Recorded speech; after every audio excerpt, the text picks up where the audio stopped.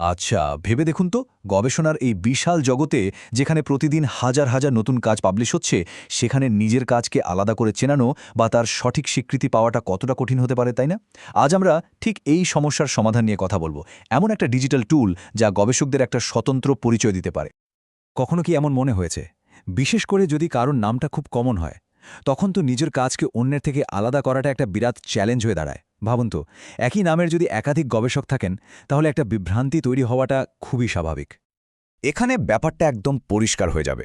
দেখুন, বাঁদিকে একই নামের গবেষকদের কাজের একটা জগাখিচুড়ি অবস্থা, আর ডান দিকে একটা মাত্র আইডি যা সবকিছুকে সহজ করে দিয়েছে। এই একটা ছোট্ট পরিবর্তন যে কিভাবে পুরো ছবিটাই বদলে দিতে পারে তা এখানে স্পষ্ট বোঝা যাচ্ছে। তো এই যে পরিচয় নিয়ে এত বড় একটা সমস্যা, তার সমাধানটা কি? সমাধানটা কিন্তু অবাক করার মতো সহজ আর কার্যকর, আর সেটাই হলো অরসিড আইডি। এটা আসলে গবেষকদের জন্য বিশেষভাবে তৈরি একটা ডিজিটাল পরিচয়পত্রের মতো। চলুন একটু গভীরে গিয়ে দেখি এটা আসলে কি আর কিভাবে কাজ করে। ওআরসিডের পুরো কথাটা হলো open researcher and contributor ID. এর নামের মধ্যেই কিন্তু আসল কাজটা লুকিয়ে আছে। এর মূল উদ্দেশ্য হলো প্রত্যেক গবেষক বা স্কলারকে একটা স্থায়ী আর অনন্য পরিচয় দেওয়া, যা তাদের সমস্ত একাডেমিক কাজের সাথে অটোম্যাটিক্যালি জুড়ে থাকবে। দেখতে হয়তো খুবই সাধারণ একটা লিঙ্ক মনে হচ্ছে, তাই না? কিন্তু এর ক্ষমতা কিন্তু অসাধারণ। একটা ওআরসিআইডি মানে হলো একটা এইচটিটিপিএস লিঙ্ক, যার শেষে একটা ষোলো সংখ্যার নম্বর থাকে। আর সবচেয়ে গুরুত্বপূর্ণ বিষয় হলো এটা স্থায়ী। মানে আপনি যদি চাকরি বা প্রতিষ্ঠান বদলানো, এই আইডিটা কিন্তু আপনার সাথেই থাকবে। এটাই এর সবচেয়ে বড় শক্তি। আচ্ছা, আইডি তো বুঝলাম, কিন্তু আসল কথা হলো এটা থেকে লাভটা কি? একজন গবেষকের কেন এটা দরকার? চলুন এর কিছু প্রধান সুবিধা জেনে নিই, যা গবেষণার কাজকে অনেক অনেক সহজ করে দিতে পারে। প্রথমেই বলি, এটা আপনাকে একটা একদম পরিষ্কার একাডেমিক পরিচয় দেয়, বিশেষ করে যদি আপনার নামটা বেশ কমন হয়।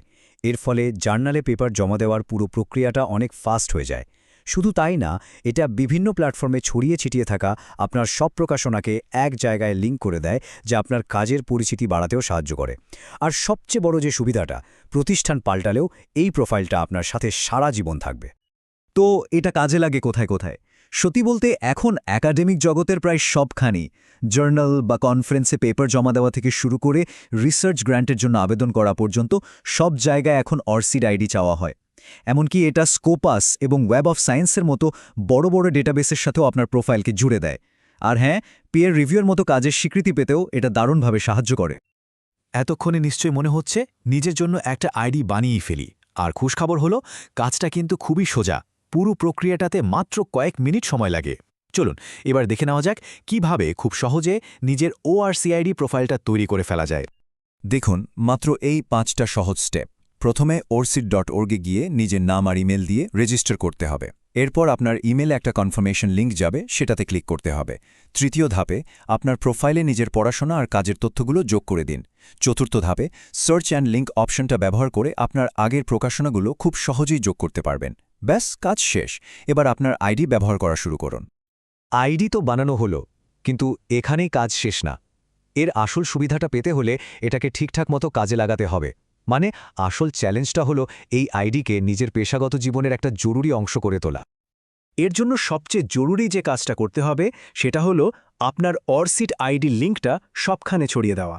যেমন ধরুন, আপনার সিভিতে, ইমেলের সিগনেচারে, গুগল স্কলার প্রোফাইলে, এমনকি আপনার বিশ্ববিদ্যালয়ের ওয়েব পেজেও। মনে রাখতে হবে, যত বেশি জায়গায় এটা লিঙ্ক করা থাকবে, আপনার কাজের স্বীকৃতি আর পরিচিতি পাওয়ার সম্ভাবনাও কিন্তু ততই বাড়বে। চলুন একটা বাস্তব উদাহরণ দেখি। বি শর্মা নামে একজন শিক্ষা গবেষকের প্রোফাইল এটা। তার বায়ো পড়েই কিন্তু পরিষ্কার বোঝা যাচ্ছে তিনি কোন কোন বিষয়ে গবেষণা করেন। আর তার প্রোফাইলে 2টো জার্নাল আর্টিকেল আর একটা কনফারেন্স পেপার লিঙ্ক করা আছে। দেখুন, একটা গোছানো প্রোফাইল কিভাবে একজন গবেষকের পরিচয়কে এত সুন্দরভাবে তুলে ধরতে পারে। শেষ কথা হলো, প্রত্যেকটা গবেষণা কর্ম কিন্তু একজন গবেষকের পরিচয়ের একটা অংশ, তার উত্তরাধিকার। প্রশ্নটা হলো, এই ডিজিটাল যুগে সেই পরিচয়ের স্বাক্ষরটা কিভাবে সবচেয়ে স্পষ্টভাবে রাখা যায়? অর্কিড আইডি কিন্তু ঠিক সেই পথটাই আমাদের দেখিয়ে দেয়।